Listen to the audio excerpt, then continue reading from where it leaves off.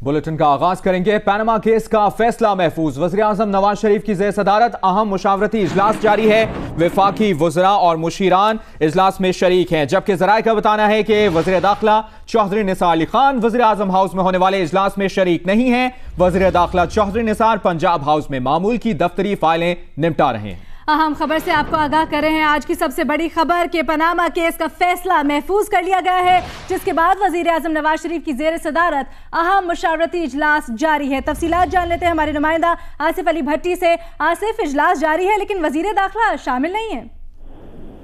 जी, वज़ीर-ए-आज़म नवाज शरीफ की ज़ेर सदारत ये आला सतह का मशावरती इजलास जारी है वज़ीर-ए-आज़म हाउस में। यकीनी तौर पर अभी तक वज़ीर दाखिला नहीं पहुंचे हैं इस इजलास में, और ये इतलात मिल रही हैं कि वो पंजाब हाउस में ही मौजूद हैं। और आज उन्हें FIA ने ब्रीफ करना था, जो SSCP के चेयरमैन के खिलाफ कार्रवाई हुई है उस हवाले से, और उस ब्रीफिंग की वजह से अभी तक इतलात ये हैं कि वज़ीर दाखिला फारिग नहीं हुए और वो आज के इजलास में भी अभी तक नहीं पहुंचे हैं। साथ ही में आज के इस इजलास में जो समाअत हुई थी पिछले एक हफ्ते के दौरान पनामा लीक्स के हवाले से, जो GIT की रिपोर्ट पेश हुई और GIT रिपोर्ट रिकमेंडेशंस आई हैं, उस पर जो डेलिब्रेशंस हुई और जो हुकूमत की तरफ से यानी वज़ीर-ए-आज़म नवाज शरीफ और उनके खानदान की तरफ से जो आगाह किया गया अदालत को और जो आर्गूमेंट्स किए गए, उस तमाम सूरत हाल पर तफसीली तौर पर आगाह किया गया है वज़ीर-ए-आज़म को कि उनकी कानूनी टीम ने बताया है कि जो भी सबूत थे, जो भी मालूमात थी, वो तमाम शेयर कर ली गई हैं। पहले GIT के साथ भी शेयर की गई, फिर उसके बाद सुप्रीम कोर्ट के साथ भी शेयर की गई है। साथ ही में इत्मीनान का इजहार किया है वज़ीर-ए-आज़म नवाज शरीफ ने, जो उनकी लीगल टीम है उसने जितनी परफॉर्मेंस का मुजाहरा किया है, और अब चूंकि फैसला महफूज हो गया है। ठीक है आसिफ अली भट्टिया, आपने अपडेट किया, बहुत शुक्रिया आपका। इसी अहम मामले पर बात करने के लिए हमारे साथ पैनल मौजूद है। सूबाई वज़ीर कानून राना सनाउल्लाह हमारे साथ मौजूद हैं, और सीनियर सहाफ़ी और तजियाकार हामिद मीर साहब, सीनियर सहाफ़ी तजियाकार सलीम साफ़ी साहब, और मुनीफ फारूक सीनियर सहाफ़ी और सीनियर एंकर पर्सन वो भी हमारे साथ मौजूद हैं। सबसे पहले राना सनाउल्लाह साहब, आपसे जानना चाहेंगे, ये इजलास जारी है और इतलात ये हैं, हमारे नुमाइंदे भी बता रहे हैं, ज़रा बता रहे हैं कि वज़ीर दाखिला चौधरी निसार अली खान वज़ीर-ए-आज़म हाउस में होने वाले इजलास में शरीक नहीं है और मामूल की दफ्तरी फाइलें निपटा रहे हैं। आप भी कह रहे थे कि मनाने की कोशिशें की जा रही हैं, लगता है अब तक वो माने नहीं है। नहीं, मेरा नहीं ख्याल कि चौधरी निसार अली खान साहब जो है वो कोई इस किस्म की नाराज़गी के यानी मरहले में हैं। मामला सिर्फ ये है कि चौधरी निसार अली खान साहब टू माई इंफॉर्मेशन शायद वो ज़्यादा मुनासिब समझें कि उनके साथ जो मशावरत है वो उस टीम के अलावा कर ली जाए, जो टीम जो है वो जिसके मुताबिक चौधरी निसार अली खान साहब का ये मौक़िफ़ है कि शायद उनकी मशावरत से वो इत्तफाक नहीं करते। और जो लास्ट मीटिंग हुई थी उससे भी यही मालूम हुआ कि चौधरी निसार अली खान साहब ने जब बात की तो वज़ीर-ए-आज़म ने भी यही कहा था कि मैं आपसे इस सारे इशू के ऊपर जो है वो अलहदा से जो है वो बात करूंगा, और अलहदा से आपकी जो भी राय हुई या जो आप ये महसूस करते हैं कि शायद आपको मशावरत के अमल से को दूर रखा जा रहा है, तो उसके अजाले के लिए मैं आपसे अलहदा बैठ के बात करूंगा। ठीक है राना साहब, आप हमारे साथ मौजूद ही रहेगा। मुनीब भी हमारे साथ मौजूद है और हामिद मीर साहब भी। लेकिन सलीम साफ़ी साहब, आपसे बात करना चाहूँगी। पिछले दिनों हमने देखा मौलाना फजलुर रहमान बड़ी ओपनली वज़ीर-ए-आज़म की हिमायत करते नजर आए, PMLN की हिमायत करते हुए नजर आए, और आज अवामी मिली पार्टी के सरबराह महमूद खान अचकज़ई से वज़ीर-ए-आज़म की मुलाकात हुई। तो क्या कहेंगे इन दोनों जो पार्टीज़ हैं, अगर ये हक में देती हैं अपना फैसला PMLN के, तो इस पर आपका क्या कॉमेंट है? नहीं, उनका फ़ैसला तो पहले से ही PML के हक़ में है और वो मियाँ साहब के साथ खड़े हैं। अगरचे शुरू में मियाँ साहब ने अपनी आदत के मुताबिक मौलाना फजलुर रहमान साहब को कोई साल डेढ़ साल तड़पाए रखा, और दुरानी साहब को वज़ीर बनाने में भी काफ़ी उन्होंने ताख़ीर की। उस वक़्त मुलाकातों से भी वो गुरेज़ करते रहे, लेकिन बाद में जब से वो करीब आए हैं तो उस वक्त से वो करीब हैं। और फिर मियाँ साहब की इतनी बड़ी मेहरबानी है इन दोनों पे कि देखिए, जो बलूचिस्तान में मुस्लिम लीग नून की तंजीम है उसको मियाँ साहब ने बिल्कुल इग्नोर कर दिया है, बल्कि लाहौर के एक वफाकी वज़ीर की ज़िम्मेदारी लगा दी है और वो वहाँ की तंजीम को डील कर रहे हैं। वहाँ के अहम ओहदेदारों को मियाँ साहब जानते तक नहीं है, और वो लोग ये गिला कर रहे हैं कि भाई बलूचिस्तान में उन्होंने अपनी पार्टी को इग्नोर करके जो कुछ भी है वो अचकज़ई साहब के हाथ में दे दिया है। इसी तरह जो खैबर पख्तूनख्वा है वहाँ पे आप देख रहे हैं कि पीर साबिर शाह जो मुश्किल वक्त में कड़े भी थे, जो पार्टी के सूबाई सदर थे सालों से, वो कहीं नज़र नहीं आए, उनको अब उस मनसब से भी हटा दिया गया। अमीर मकाम साहब शुरू दिन से अपनी खिदमात भी पेश कर रहे थे, वो फ़ाल भी थे, और 2-2.5 साल तक मियाँ साहब ने अमीर मकाम साहब को भी तड़पाए रखा, और वहाँ ज़्यादातर अपनी पॉलिटिकल स्ट्रेटजी का वो इन्हिसार मौलाना फजलुर रहमान साहब पे कर रहे हैं। फिर आप देखें कि सीपैक के मामले में जो इस वक्त बलूचिस्तान और खैबर पख्तूनख्वा में उस हवाले से लोग बड़े मुतरज़ हैं, उनकी महरूमियाँ हैं, तो वहाँ के लोगों के या सूबाई हुकूमतों के या सूबाई क़ियादत के कंसर्न्स को दूर करने की बजाय मियाँ साहब ने सिर्फ अचकज़ई साहब पे और मौलाना साहब पे ज़ाती मेहरबानियाँ कर दी, और उसके बाद परवेज़ खटक साहब पे भी कर दी। तो मौलाना साहब और अचकज़ई साहब के तो इस सेटअप में वो जो कहा जाता है कि पाँचों घी में है। और फिर सबसे जो अभी ताज़ा तरीन उन दोनों की अना की तस्कीन के लिए जो सबसे बड़ी मेहरबानी मियाँ साहब ने कर ली, वो फाटा रिफॉर्म्स या फाटा के मर्जर को मुअत्तल करना है। आप देखें इस हुकूमत की अपनी बनाई हुई कमेटी, इस हुकूमत की अपनी सिफारिशात काबीना से मंजूर हो चुकी है, फ़ौज चाहती है, पीपल्स पार्टी चाहती है, PTI चाहती है, जमात इस्लामी चाहती है, मुस्लिम लीग नून चाहती है, ख़ुद फाटा से मुस्लिम लीग नून के जो MNA हैं वो तो सबसे ज़्यादा उसके लिए सरगर्म है और उन्होंने पार्टी छोड़ने की भी धमकी दी है। लेकिन सिर्फ़ और सिर्फ मौलाना साहब और अचकज़ई साहब की सियासी ज़रूरत के लिए या उनकी अनाओं की तस्कीन के लिए उन कबाइलियों को उस तारीकी में रखा जा रहा है और उन सिफारिशात को सरखाने में डाल दिया गया है। हत्ता कि कौमी असम्बली में जो रेलेवेंट कमेटी थी वो लॉ की थी, लेकिन उस स्टैंडिंग कमेटी को भेजने की बजाय स्पीकर ने वो उस कमेटी को भिजवा दिया सैफरान की, जिसके सरबराह मौलाना फजलुर रहमान साहब के एक MNA हैं। तो अब इतनी इनायतों के बाद भी अगर मौलाना साहब और अचकज़ई साहब साथ नहीं देंगे तो वो और क्या करेंगे। दूसरे अगले अभी मुस्तकबिल की कोई सियासी सबबंदी भी वाज़ेह नहीं हुई है और मौलाना साहब के पास भी मुख्तलिफ ऑप्शन हैं भी, वो उनको आजमा भी रहे हैं। वो मेरे ख़्याल में जब ये मामला एक तरफ चला जाएगा और बैठ जाएगा तो हो सकता है उसके बाद मौलाना साहब और अचकज़ई साहब अपने लिए कुछ नए रास्ते तलाश करें, लेकिन सरेदस्त तो उनके साथ मियाँ साहब की इनायतों का तकाजा भी यही है, उन दोनों की अपनी फितरत भी यही है, यानी क्योंकि दोस्ती निभाने में बहरहाल वो दोनों मशहूर हैं कि वो मियाँ साहब के साथ खड़े रहें और अभी तक वो उसके साथ खड़े हैं। और दूसरा, चूँकि दूसरी तरफ जो इसके ड्राइविंग सीट पे आए हैं मियाँ साहब के ख़िलाफ़, वो जमात इस्लामी के सिराजुल हक साहब हैं और PTI के इमरान खान साहब हैं। और ज़ाहिरी बात है कि इन दोनों के साथ भी अचकज़ई साहब का भी बिल्कुल यानी शदीद सियासी मुखासमत है, यानी उनके बदतरीन सियासी मुखालिफ हैं, और जमात इस्लामी और JUI का भी यही ताल्लुक़ होता है। अगरचे सियासी ज़रूरतों के तहत वो MMA मांझी में उन्होंने बना दी और शायद फिर भी, लेकिन जितना मजहबी जमातों का आपस में नफ़रत होती है और इसी तरह PTI और मौलाना फजलुर रहमान साहब की मुखासमत वो तो हर किसी पे आया है। तो ज़ाहिरी बात है एक मामले में जब वो लोग दूसरी साइड पे हो तो मौलाना साहब और अचकज़ई साहब के लिए इसके सिवा भी कोई रास्ता नहीं है कि वो इस मामले में मियाँ साहब के साथ डट के खड़े रहें। और मेरे ख़्याल में उन्होंने ज़रूरत और तवक्को से भी ज़्यादा इस मामले में मियाँ नवाज़ शरीफ साहब को और उनके ख़ानदान को हिमायत का यकीन भी दिलाया है और उसका इजहार भी किया है। सही है, आप अपनी राय दे रहे हैं। इसी दौरान हमें ज्वाइन किया है हफीज़ुल्लाह नियाज़ी साहब ने। हामिद मीर साहब से मेरा सवाल ये है, हामिद मीर साहब, जिस तरह सलीम साफ़ी साहब भी मौलाना फजलुर रहमान और महमूद खान अचकज़ई के हवाले से उन्होंने अपनी राय दी है, बिलावल भुट्टो जरदारी पाकिस्तान पीपल्स पार्टी के चेयरमैन ने यह बयान दिया कि मौलाना फजलुर रहमान आखिरी वक्त में अपनी राय बदल लेंगे। इस पर आपका क्या कमेंट? ये बिलावल साहब की एक राय है, उससे आप इत्तफाक भी कर सकते हैं, इख्तलाफ भी कर सकते हैं। शायद इसकी वजह यह है कि बिलावल साहब के जो वालिद हैं आसिफ जरदारी साहब, उनके मौलाना फजलुर रहमान साहब के साथ बहुत करीबी ताल्लुकात हैं और कुछ अरसा पहले आसिफ जरदारी साहब ने दावा भी किया था कि आखिरी वक्त में मौलाना फजलुर रहमान जो हैं वो हमारे साथ आ जाएंगे। लेकिन जो पाकिस्तान की जो सियासत इस वक्त हमें समझ आ रही है तो उसमें इंतखाबात अगले साल करीब हैं और जो मौलाना फजलुर रहमान की जमात है उसने खैबर पख्तूनख्वा में उसका मुकाबला होगा पाकिस्तान तहरीक इंसाफ के साथ, और जो बलूचिस्तान है वहाँ पे उसका मुकाबला जो है इसी जमात के साथ है, जो कि नवाज शरीफ साहब की इत्तेहादी है, पख्तूनख्वा मिली अवामी पार्टी। और ये जो अभी थोड़े दिन पहले NA 260 में जो बाई इलेक्शन हुआ है वो पख्तूनख्वा मिली अवामी पार्टी की सीट थी, वो JUI ने जीत ली। तो बज़ाहिर तो ये दोनों पार्टियाँ जो हैं वो नवाज शरीफ साहब के साथ हैं, लेकिन बलूचिस्तान में ये एक दूसरे के सियासी मुखालिफ हैं। लेकिन खैबर पख्तूनख्वा में क्योंकि मौलाना फजलुर रहमान जो हैं उनका मुकाबला तहरीक इंसाफ से भी है, पीपल्स पार्टी से भी है, ANP से भी है, तो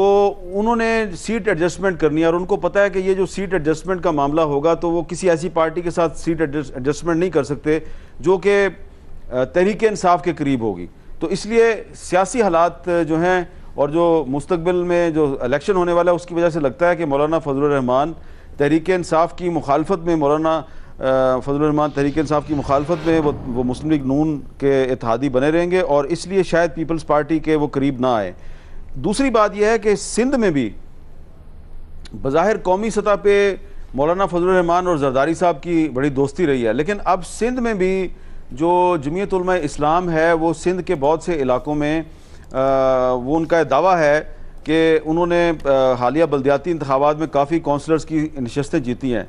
और वो सिंध में भी पीपल्स पार्टी को टफ टाइम दे सकते हैं। ख़ास तौर पे लाड़काना में और शिकारपुर के इलाकों में उन्होंने हमेशा पीपल्स पार्टी को टफ टाइम दिया है। तो इसलिए मेरा ये लगता यह है कि मौलाना फजलुर रहमान के जो ज़ाती ताल्लुकात हैं वो तो पीपल्स पार्टी के साथ कायम रहेंगे, लेकिन इस सूरत हाल में वो नवाज शरीफ साहब के साथ खड़े हैं, उनकी इमरान खान साहब के साथ बहुत ज़्यादा सियासी मुखालफत है। इसलिए अगर बिलावल साहब कहते हैं कि आखिरी वक्त में वो हमारे साथ आ जाएंगे तो शायद ये वो एक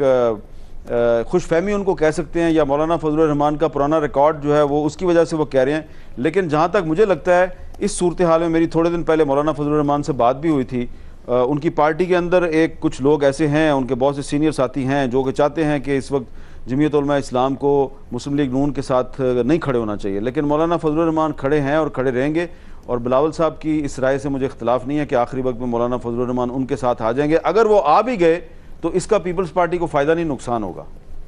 फ़ायदा नहीं नुकसान होगा। साथ ही साथ राना सनाउल्लाह साहब से ज़रूर ये जानना चाहेंगे क्योंकि वो हुकूमती टीम का हिस्सा है, हुकूमती जमात का हिस्सा है, कि इलेक्शंस के लिए मुल्क इस वक्त कितना तैयार दिखाई देता है। हफीज़ुल्लाह नियाज़ी से पहले मैं जानना चाहूँगा, हफीज़ुल्लाह नियाज़ी साहब, आने वाली सिचुएशन जो नज़र आ रही है, आने वाले सिनेरियो में पंजाब कितना बड़ा बैटल ग्राउंड नज़र आ रहा है आपको इस वक्त? देखिए जी, पंजाब ही मेरा ख्याल में बैटल ग्राउंड है और इसी के ऊपर भी सारी तगोदो हो रही है। अब देखें, अगर पिछले 3-4 साल में बड़े अपहीवल्स आए, 2014 के अंदर एक बहुत बड़ा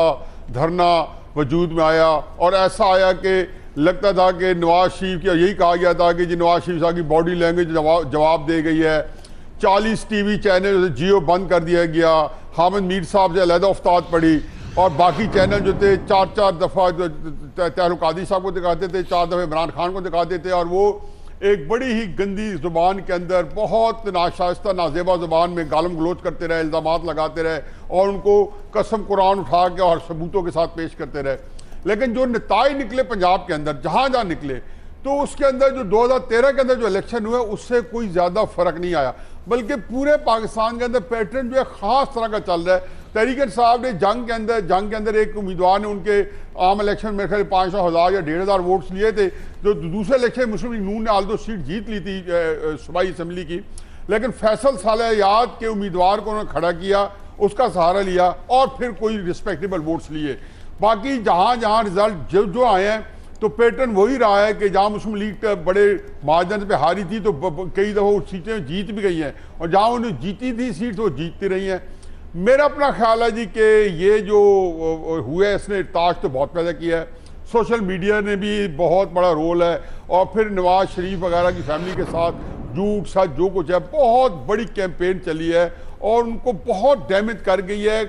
कम से कम जो मोरालिटी के इश्यूज हैं या जो उसके ऊपर। लेकिन आया वो ट्रांसलेट हुई है सियासी तौर पर उसको नुकसान पहुँचाने के लिए। तो मैं ये समझता हूँ कि मेरा ख्याल है कि सियासत का फैसला कभी भी उस आने वाले दिनों का उसने नहीं करना चाहिए जिस दिन को खास वाक़या वकूफ़ पज़ीर होता है, क्योंकि आज के वाक़े ने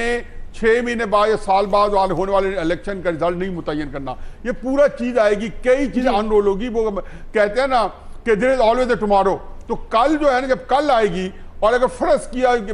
एक अज्यूम कर ले कि सुप्रीम कोर्ट का एक फैसला आ जाता है, ये भी मान लिया कि वो फैसले के अंदर नवाज शरीफ नाअहल हो जाते हैं, और ये भी मान लिया कि नवाज शरीफ ने अपनी पार्टी को नई तरतीब देनी है, ये सारी वो चीजें जब आएंगी तो उसके बारे में हम बहस कर सकते हैं कैसी ये सारी जब चीजें होंगी तो वो वाला सवाल हो जाएगा जो अभी मुबश्शिर ने राना सनाउल्लाह साहब से पूछे। न्याजी साहब, राना सना साहब आपसे भी उस सवाल का जवाब लेंगे, लेकिन अभी हमें ज्वाइन किया है ANP के रहनुमा जाहिद खान साहब ने। जाहिद साहब, आपसे पूछना चाहूंगी, आज फैसला महफूज कर लिया गया है पनामा अमल दरामद बेंच ने, क्या लगता है अब आपको क्या होने जा रहा है, आगे क्या होगा? देखिए जी,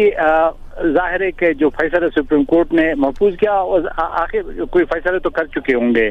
क्या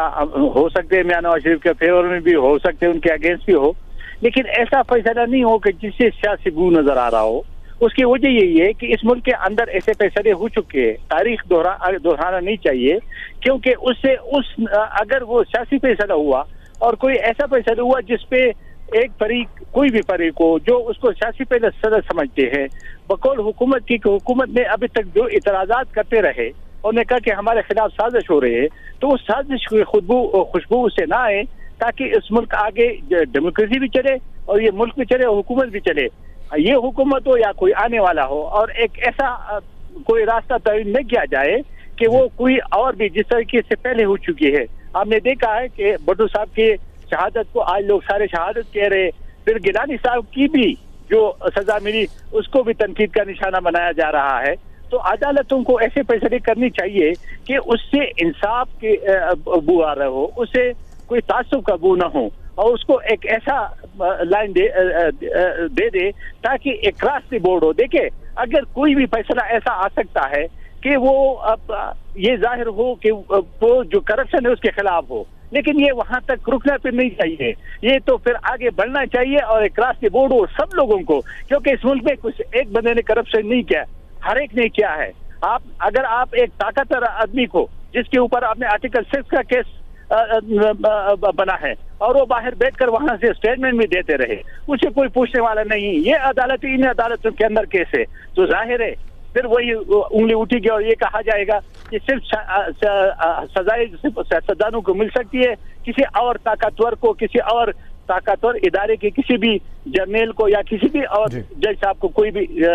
सजा नहीं मिल सकती। तो ऐसा नहीं होना चाहिए। ये तासुर अगर आएगा तो ये मुल्क और कौम के लिए नुकसानदेह होगा, और हम समझते हैं कि अदालत इस सोच समझ कर फैसला दे रहा होगा, और वो सोच समझ कर फैसला अगर दे दे तो ज्यादा बेहतरी होगी, उसमें से कोई इंतकाम की खुशबू ना आए, कोई उनसे ऐसा न लगे कि किसी भी साजिश के जरिए किसी के साथ नाइंसाफी होगी। नाइंसाफी नहीं होना चाहिए, इंसाफ के ऊपर जो भी फैसला आएगा वो सबको काबिल कबूल होगा। इंसाफ के ऊपर जो भी फैसला आएगा सभी को काबिल कबूल होगा। ANP का मौक़िफ़ बता रहे थे जाहिद खान साहब, अपनी राय दे रहे थे, बहुत शुक्रिया आपके वक्त के लिए। राना सनाउल्लाह साहब, मेरा सवाल वहीं पर है कि इस वक्त मुल्क इलेक्शंस के लिए कितना तैयार है, किस हद तक तैयारी है, क्योंकि आप हुक्मरान जमात के हिस्सा हैं? देखिए, जहाँ तक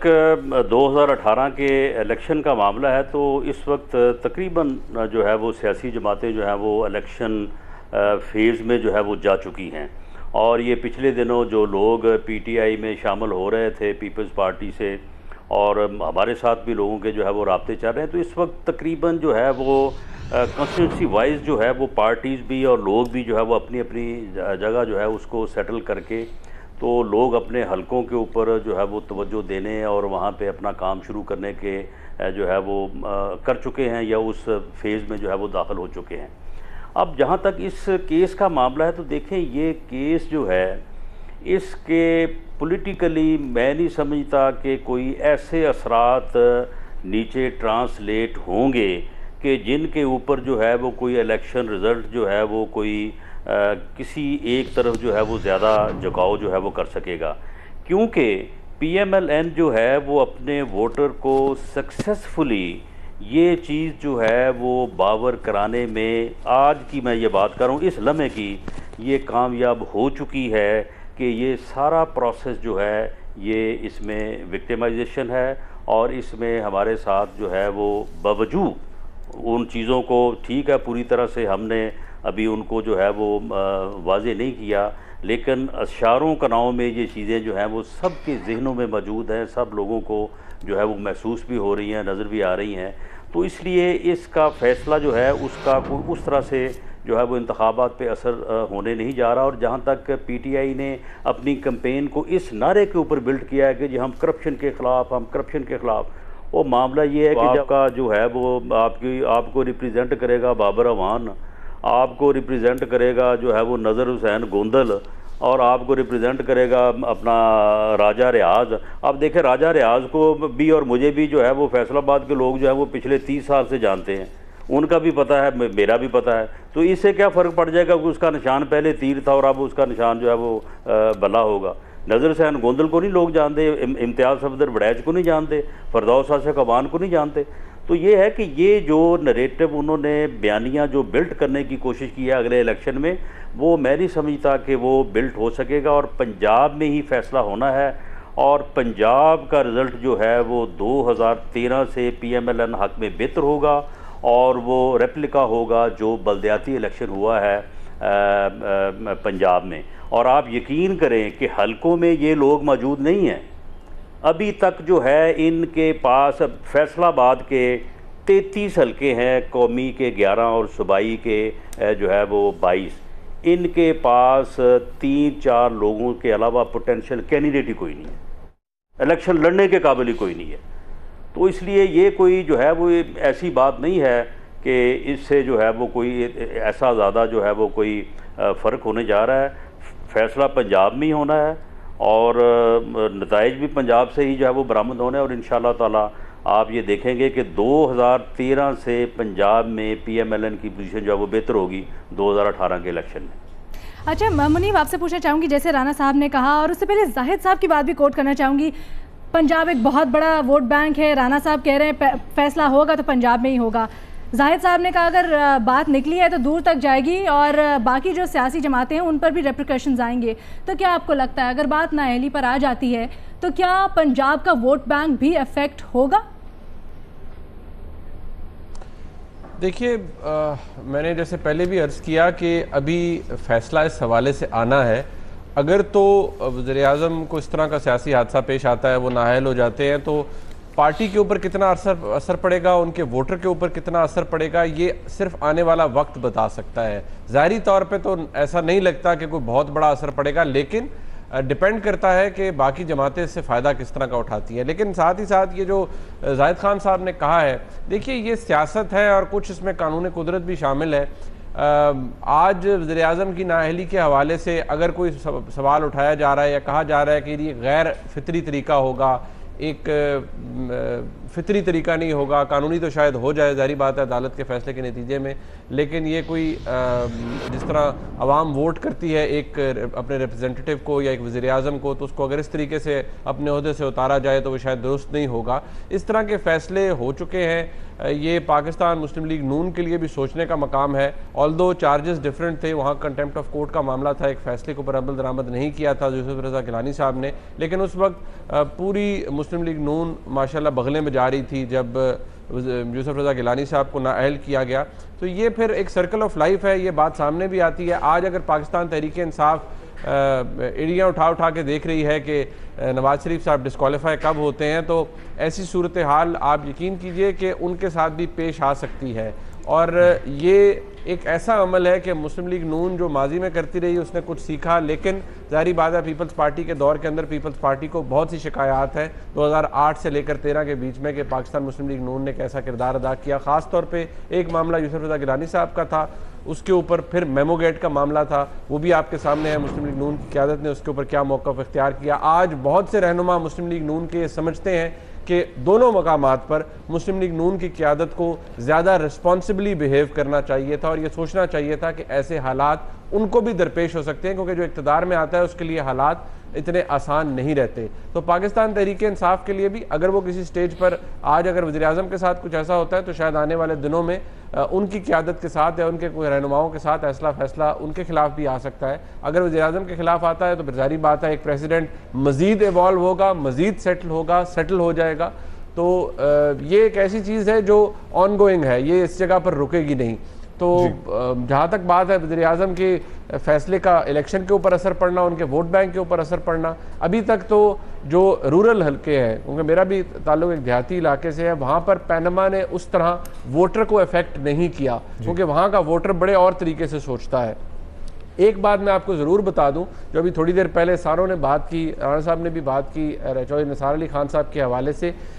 चौधरी साहब की बहुत पुरानी रफाकत भी है, सब जानते हैं वज़ीर आज़म के साथ, और वो बड़े लॉयल इंसान हैं, मैं उनको ज़ाती तौर पर भी जानता हूँ। लेकिन ये बात याद रहे कि चौधरी साहब को बहुत रिजर्वेशंस हैं, जिस तरह मुस्लिम लीग नून की हुकूमत ने ख़ुद को कंडक्ट किया है पिछले 4 सालों में। ये बात मैं आपको अपनी ज़ाती इन्फॉर्मेशन के बिना पर कह रहा हूँ। और इसी तरह वज़ीर आज़म को, वज़ीर आज़म हाउस को चौधरी साहब से भी बहुत शिकायत है, ये भी रिकॉर्ड का हिस्सा है। ये भी मैं आपको बता रहा हूँ कि ऐसी जिसे कहा जा सकता है कि रिजर्वेशंस दोनों साइड पर मौजूद हैं, लेकिन चौधरी साहब एक बड़े ऑनरेबल और बड़े कैरेक्टर वाले इंसान हैं। वो छोड़ेंगे नहीं मुस्लिम लीग नून को या वज़ीर आज़म को इस सूरत हाल के अंदर, लेकिन उनकी रिजर्वेशंस अपनी जगह मौजूद हैं। और उनमें से मेजर एक जो रिजर्वेशन है, जिसका जिक्र शायद सलीम साफ़ी साहब ने भी कुछ देर पहले किया था, कि मुस्लिम लीग नून के अंदर जो ऑब्वियसली नए चेहरे हैं, या वो चेहरे जो एक ज़माने में मुशर्रफ साहब के साथ थे, अब बहुत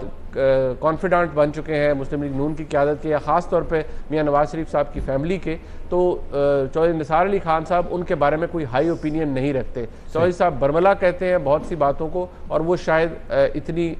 अच्छे तरीके से उनको रिसीव नहीं किया जाता उनकी एडवाइस को। यानी आपके मुताबिक रिजर्वेशंस हैं चौधरी निसार को, लेकिन वो ऐसे मुश्किल वक्त में छोड़ेंगे नहीं मुस्लिम लीग नून को। पैनमा केस का फैसला महफूज, वज़ीर आज़म नवाज शरीफ की ज़ेर सदारत अहम मुशावरती इजलास पर डिस्कशन के लिए आप सभी हजरात का, राना सनाउल्लाह, सूबाई वज़ीर क़ानून, हफीज़ुल्लाह नियाज़ी, मुनीफ फारूक, सलीम साफ़ी साहब, आप सभी का बहुत बहुत शुक्रिया।